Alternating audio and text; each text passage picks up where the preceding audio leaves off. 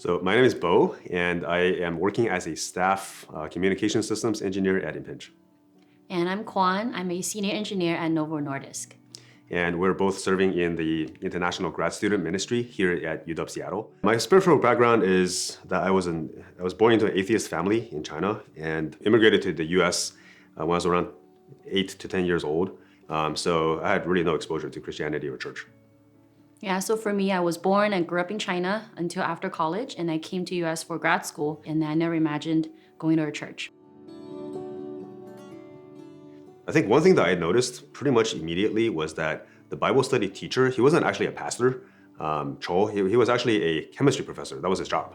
They had 2 kids. All the older staff have full-time jobs, yet they were kind of coming to campus and meeting up with students and doing ministry. And so for me, it seemed like to be a Christian, to be somebody who is actually committed to following Jesus, maybe this is just what Christians do. Yeah, so I think in a way, these older people in our lives that we looked up to, they set this norm for us that I think from the get-go, even as non-Christian, it's not an odd idea to really prioritize doing ministry. And after we became Christian, we really understood why. And I think all the more, we felt compelled that this will be, our priority more than anything else in our life.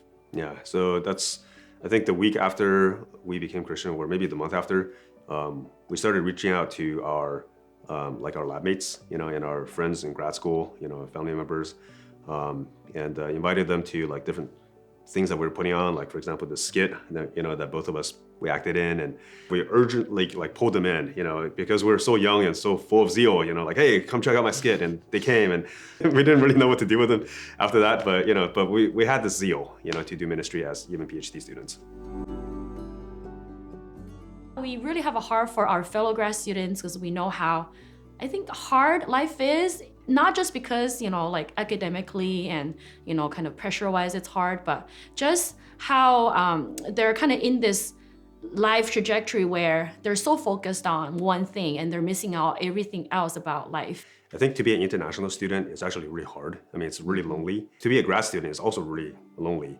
And so, you add the two together, it feels like, there's just no support, and for us, going through grad school, I'm not really an international student. Kuan was an international student, but we definitely felt, just the strength that you can get, from a bunch of, Christian brothers and sisters who, really try to bring God's love to you.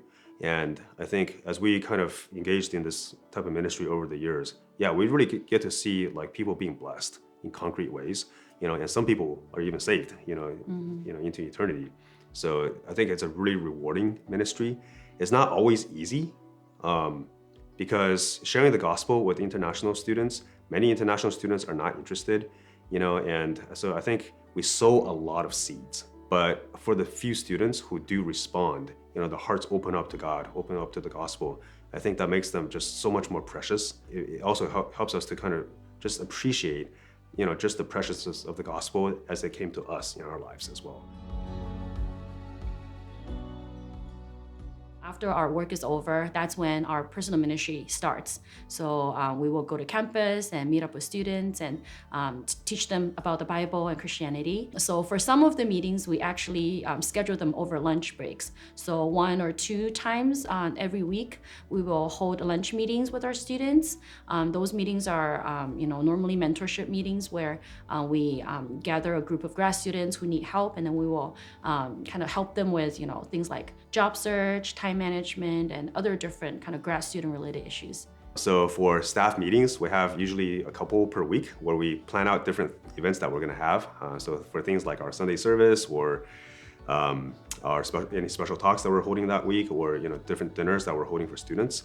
And so we gather together, we as a team, we eat dinner together, we hang out together as basically a family. We feel like a family, and then we would go and kind of get all this planning done. And so I really enjoy those times because those are the times that we get to really work hard together and we feel close as a result of that. I think some other times are telecommuting. So right now, for me, I telecommute with a bunch of other guys from our ministry, actually at the apartment, that some of our staff members and our students live in. And it's actually a really fun time because we get to cook lunch together, we eat together, we kind of hang out, during the times that we're on break from work. And I think those are really kind of strengthening times relationally.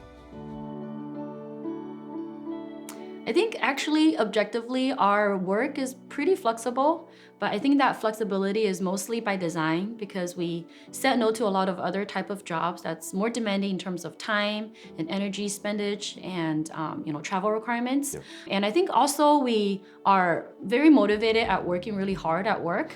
So I think over the years, our coworkers really see that, and then because of that, they give us a lot of, flexibility and autonomy at our work. So that in turn, we can put that flexibility back into ministry. Actually, it's kind of interesting because in some ways, ministry has enabled us to be better workers, at our careers.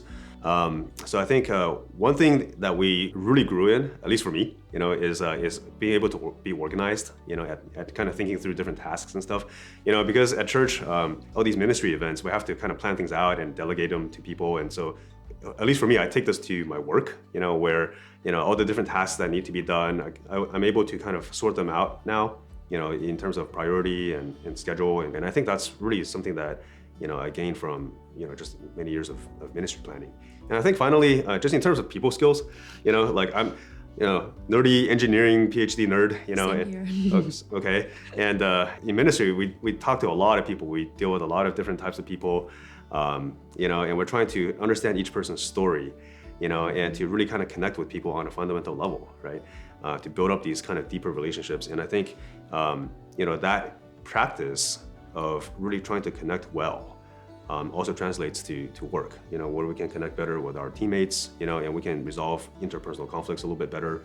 And we can even, try to help out with, office politics, here and there. And so as a result, I think it's easier to get things done at work. And so that leaves us with a little bit more capacity than to go out and to try to do more ministry.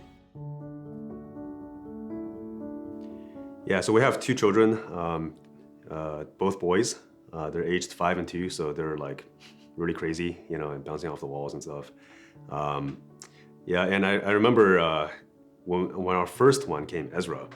Yeah, that was a while ago, but when he first came, we were kind of wondering can we do ministry with a newborn? But actually, many other parents in our church went through this before, right? They have 2 full-time jobs. They have kids. They're going out and doing ministry. So we received a lot of advice and a lot of wisdom on, very practical things, like how to sleep train Ezra, how many diapers to pack, when we bring him to babysitting, how to take care of other kids, when other kids are dropped off at our place for babysitting. And so these are kind of different skills that we learned that made it very reasonable actually for us to see, oh yeah, it's totally possible to do ministry, to try to minister to students with a newborn. When our second son, Paul, came, that was a different type of challenge because he's a special needs child. He has hearing loss in both ears, ranging from moderate to profound hearing loss. And so I think when he first came out, it was definitely kind of a unique anxiety that we felt because we just didn't know what to expect. Would his hearing loss progress? Does he need to learn sign language? Can he get cochlear implants? All these are questions that we had. We didn't really know how to even think about them. I think Paul started his hearing services at 3 months or something like that. That's when he started getting his services. And ever since then, there's been, at least 1 weekly meeting for his hearing and speech therapy. There were genetic tests, there were sign language classes, there were all kinds of appointments. And I think it added up to something like 2 to 3-ish appointments per week. But I think for our family, I think we felt very well supported from the get-go because the whole church has been praying for him just the whole time up till now. And then every time when we send a prayer update, we'll receive, a outpouring of, emails and texts and people saying that we're praying for you and, even toys and gifts for Paul after every of these updates. And then when we, both said we had to take sign language classes at one point, and then our, church members will actually take turns to watch our kids so that we can be in these, classes to learn the best we can. And one of our friend Hardy, he even enrolled in a sign language class at a community college so that he can, best communicate with Paul. Yeah, so I think in all of these ways, we felt so, just cared for. And also we have a lot of resources, across our churches, because there's many families out there at our church, who also have special needs children. So we also receive a lot of wisdom, a lot of concrete help from them. Yeah, we're pretty confident knowing that, we're not raising, meeting this child alone by ourselves, and we're not raising Paul, with our own, strengths, but Paul is really being raised by a whole body of Christ in this loving community, and God is ultimately going to be, his, ultimately going to lead his life and provide for him. Yeah, and I think that's such a blessing because of ministry, because of everybody at our church is doing this, that our kids get to grow up in such a rich community. Yeah, so we're really thankful for that.